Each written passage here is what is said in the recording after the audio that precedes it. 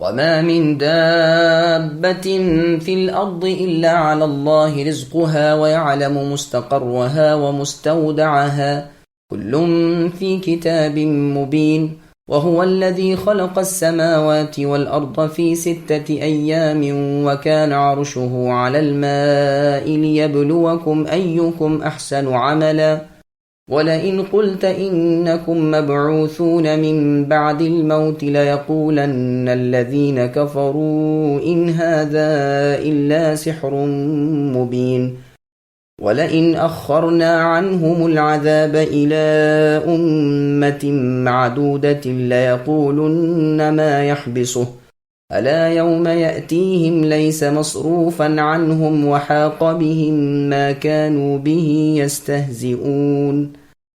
زمین پر چلنے پھرنے والے جتنے جاندار ہیں سب کی روزیاں اللہ تعالیٰ پر ہیں، وہی ان کے رہنے سہنے کی جگہ کو جانتے ہیں اور ان کے سونپے جانے کی جگہ کو بھی سب کچھ واضح کتاب میں موجود ہے۔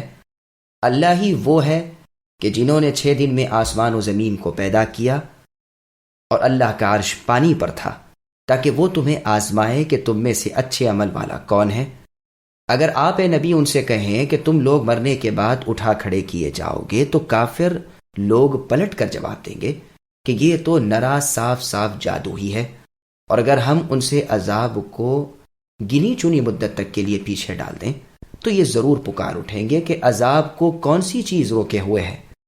سنو، جس دن وہ ان کے پاس آئے گا پھر ان سے ٹلنے والا نہیں، پھر تو جس کی ہنسی اڑا رہے تھے وہ انہی پر الٹ پڑے گا۔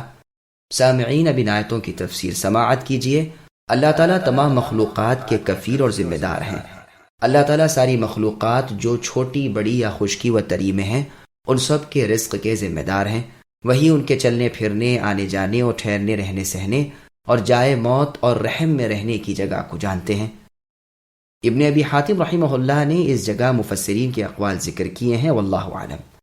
یہ تمام ماجرا اس کتاب میں جو اللہ تعالیٰ کے پاس ہے لکھا ہوا ہے، اور وہی کتاب اس کی تفصیل بیان کرتی ہے، جیسے اللہ تعالیٰ نے سورہ انعام کی آیت نمبر 38 میں فرمایا، وَمَا مِن دَابَّةٍ فِي الْأَرْضِ وَلَا طَائِرٍ يَطِيرُ بِجَنَاحَيْهِ إِلَّا أُمَمٌ أَمْثَالُكُمْ مَا فَرَّطْنَا فِي الْكِتَابِ مِن شَيْءٍ، یعنی روئے زمین پر چلنے والے جانور اور پرندے جو اپنے پروں سے اڑتے ہیں سب کے سب تمہاری جیسی ہی امتیں ہیں، ہم نے کتاب میں کوئی چیز لکھنے سے نہیں چھوڑی، یہ سب کے سب اپنے رب کی طرف اکٹھے ہوں گے۔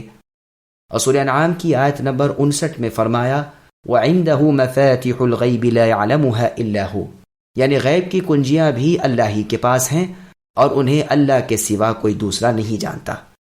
جو کچھ دریا اور جنگل میں ہے اسے بھی اللہ ہی جانتے ہیں، اور جو پتا جھڑتا ہے اللہ کے علم میں ہے۔ زمین کی تاریکیوں میں کوئی دانہ اور تر و خشک میں کوئی چیز بھی ایسی نہیں جو اللہ کے علم میں نہ ہو۔ اللہ تعالیٰ کی بعض نشانیوں اور عرش کا بیان۔ اللہ تعالیٰ بیان فرماتے ہیں کہ اللہ کو ہر چیز پر قدرت ہے۔ آسمان و زمین کو اللہ نے صرف 6 دن میں پیدا کیا ہے۔ اس سے پہلے اللہ کا عرش کریم پانی کے اوپر تھا۔ مسند احمد میں ہے، رسول اللہ صلی اللہ علیہ وسلم نے فرمایا، اے بنو تمیم تم خوشخبری قبول کرو۔ انہوں نے کہا خوشخبریاں تو آپ نے سنا دی، اب کچھ دلوائیے۔ رسول اللہ نے فرمایا، اے اہل یمن تم قبول کرو۔ انہوں نے کہا ہاں ہمیں قبول ہے۔ مخلوق کی ابتدا تو ہمیں سنائیے کہ کس طرح ہوئی۔ رسول اللہ نے فرمایا، سب سے پہلے اللہ تعالیٰ تھے، اللہ کا عرش پانی کے اوپر تھا، اللہ نے لوح محفوظ میں ہر چیز کا تذکرہ لکھا۔ راوی حدیث عمران رضی اللہ عنہ کہتے ہیں، رسول اللہ نے اتنا ہی فرمایا تھا جو کسی نے آ کر مجھے خبر دی کہ تمہاری اونٹنی زانوں کھلوا کر بھاگ گئی۔ میں اسے ڈھونڈنے چلا گیا، پھر مجھے معلوم نہیں کہ کیا بات ہوئی۔ یہ حدیث بخاری اور مسلم میں بھی ہے۔ بخاری اور مسلم کی ایک روایت میں یوں ہے، اللہ تھے اور اللہ سے پہلے کچھ نہ تھا۔ ایک اور روایت میں ہے، اللہ کے ساتھ کچھ نہ تھا، اللہ کا عرش پانی پر تھا، اللہ نے ہر چیز کا تذکرہ لکھا، پھر آسمان و زمین پیدا کیا۔ صحیح مسلم کی حدیث میں ہے، رسول اللہ نے فرمایا، زمین و آسمان کی پیدائش سے 50,000 سال پہلے اللہ نے مخلوقات کی تقدیر لکھی، اللہ کا عرش پانی پر تھا۔ صحیح بخاری میں اس آیت کی تفسیر کے موقع پر ایک حدیث قدسی لائے ہیں کہ اللہ نے فرمایا، اے انسان تو میری راہ میں خرچ کر میں تجھے دوں گا، اور فرمایا اللہ کا ہاتھ پر ہے یعنی بھرا ہوا ہے، دن رات کا خرچ اس میں کوئی کمی نہیں لاتا۔ خیال تو کرو کہ آسمان و زمین کی پیدائش سے اب تک کتنا خرچ کیا ہوگا، لیکن تاہم اللہ کے داہنے ہاتھ میں جو تھا وہ کم نہیں ہوتا۔ اللہ کا عرش پانی پر تھا، اللہ کے ہاتھ میں میزان یعنی ترازو ہے، اللہ تعالیٰ اسے جھکاتے اور اونچا کرتے ہیں۔ مسند احمد میں ہے ابو رزین لقیط ابن عامر ابن منتفق العقیلی رضی اللہ عنہ نے رسول اللہ صلی اللہ علیہ وسلم سے سوال کیا کہ مخلوق کی پیدائش کرنے سے پہلے ہمارے پروردگار یعنی اللہ تعالیٰ کہاں تھے؟ رسول اللہ نے فرمایا اعما میں نیچے بھی ہوا اوپر بھی ہوا، پھر عرش کو اس کے بعد پیدا کیا۔ یہ روایت ترمذی کتاب التفسیر میں بھی ہے، سنن ابن ماجہ میں بھی ہے۔ امام ترمذی اس حدیث کو حسن کہتے ہیں۔ مجاہد رحمہ اللہ کا قول ہے کہ کسی چیز کو پیدا کرے اس سے پہلے عرش اللہ کا پانی پر تھا۔ وہب، ضمرہ، قتادہ، ابن جریر رحمہ اللہ وغیرہ بھی یہی کہتے ہیں۔ قتادہ رحمہ اللہ کہتے ہیں اللہ تعالیٰ بتلاتے ہیں کہ آسمان و زمین کی پیدائش سے پہلے ابتدائے مخلوق کس طرح ہوئی۔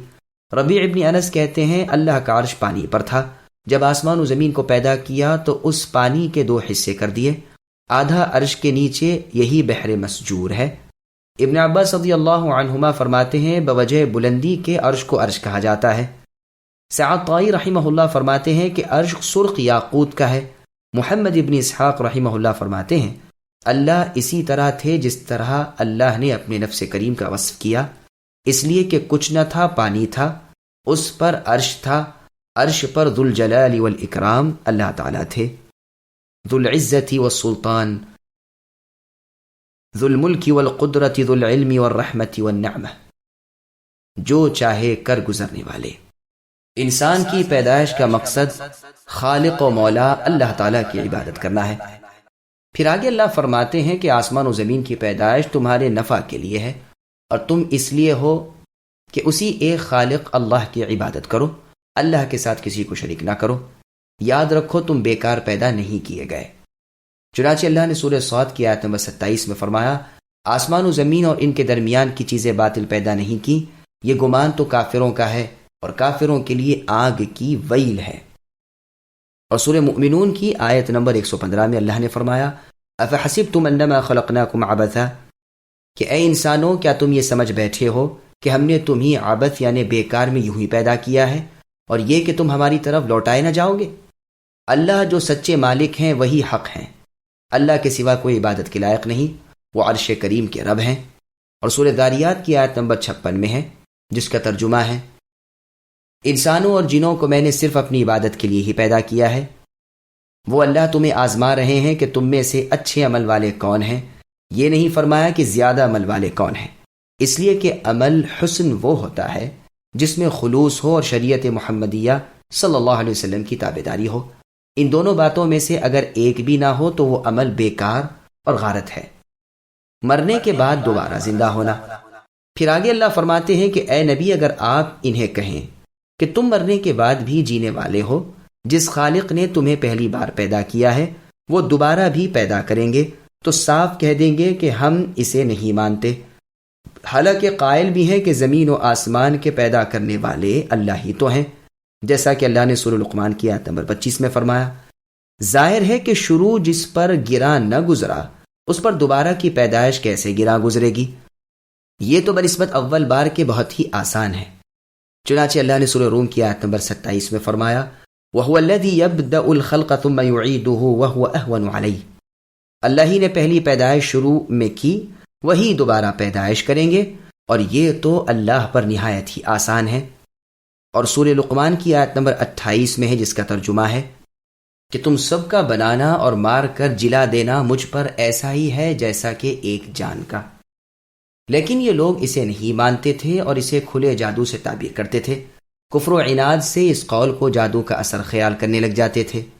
پھر آگے اللہ فرماتے ہیں کہ اگر ہم عذاب و پکڑ کو ان سے کچھ مقرر مدت تک کے لیے مؤخر کر دیں تو یہ اسے نہ آنے والا جان کر جلدی مچانے لگتے ہیں کہ عذاب ہم سے مؤخر کیوں ہو گئے۔ ان کے دل میں کفر و شرک اس طرح بیٹھ گیا ہے کہ اس سے چھٹکارا ہی نہیں ملتا۔ امت کا لفظ قرآن و حدیث میں کئی ایک معنی میں مستعمل ہے، اس سے مراد مدت بھی ہے۔ اس آیت میں اور سورہ یوسف کی آیت نمبر 45 میں وَذَّكَرَ بَعْدَ أُمَّةٍ یہی معنی میں ہے۔ امام و مقتدا کے معنی میں بھی یہ لفظ آیا ہے، جیسے ابراہیم علیہ السلام کے بارے میں اللہ نے سورہ نحل کی آیت نمبر 120 میں فرمایا امتن قانتن، یعنی ابراہیم علیہ السلام امام اور مقتدا کی حیثیت رکھتے ہیں۔ ملت اور دین کے بارے میں بھی یہ لفظ آتا ہے، جیسے مشرکوں کا قول جس کا ذکر اللہ نے سورہ نحل کی آیت نمبر 12 میں فرمایا اِنَّا وَجَدْنَا آبَاءَنَا عَلَىٰ أُمَّةٍ، یعنی مشرکوں نے کہا ہم نے اپنے باپ دادا کو ایک ملت اور دین پر پایا ہے۔ اور جماعت کے معنی میں بھی آتا ہے، جیسے سورہ یونس کی آیت نمبر 47 میں اللہ کا فرمان وَجَدَ عَلَيْهِ أُمَّةً، یعنی پایا انہوں نے ایک جماعت کو۔ اور سورہ زخرف کی آیت نمبر 22 میں اللہ کا فرمان ہے وَلَقَدْ بَعَثْنَا فِي كُلِّ أُمَّةٍ، یعنی ہم نے تحقیق ہر جماعت کی طرف ایک رسول بھیجا۔ اور سورہ یونس کی آیت نمبر 47 میں اللہ نے فرمایا وَلِكُلِّ أُمَّةٍ الرَّسُولُ، یعنی ہر جماعت کے لیے ایک پیغمبر ہوا کرتا ہے۔ ان آیتوں میں امت سے مراد کافر مومن سب امتیں ہیں، جیسے مسلم کی حدیث میں ہے رسول اللہ نے فرمایا اس کی قسم جس کے ہاتھ میں میری جان ہے کہ اس امت کا جو یہودی و نصرانی میرا نام سنے اور مجھ پر ایمان نہ لائے وہ جہنمی ہے۔ ہاں تابع دار امت وہ ہے جو رسولوں کو مانے، جیسے سورہ آل عمران کی آیت نمبر 110 میں اللہ نے فرمایا کنتم خیر امت، اور صحیح بخاری نیز مسلم کی حدیث میں ہے میں کہوں گا امتی امتی، یعنی اے اللہ میری امت میری امت۔ اسی طرح امت کا لفظ فرقے اور گروہ کے لیے بھی مستعمل ہوتا ہے، جیسے سورہ اعراف کی آیت نمبر 159 میں اللہ کا فرمان وَمِن قَوْمِ مُوسَىٰ أُمَّةٌ، اور موسیٰ علیہ السلام کی قوم میں سے ایک گروہ۔ اور جیسے سورہ آل عمران کی آیت نمبر 113 میں اللہ کا فرمان من اہل الکتاب امۃ قائمہ، کہ اہل کتاب میں سے ایک گروہ ہے جو قائم ہے حق پر۔